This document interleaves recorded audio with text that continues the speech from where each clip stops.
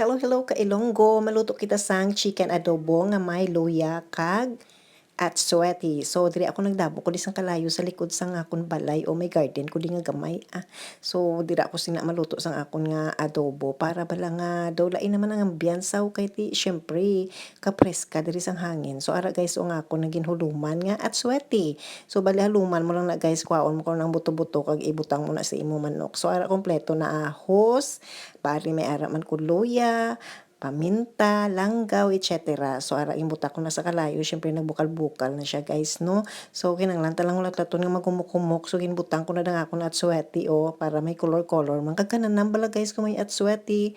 May butangan ko naman siya sa katumbal para medyo kahang siya hindi masumuod. So ara guys, pamalamalahon to siya guys ha. Nabutangan ko naman na sang oil gamay para may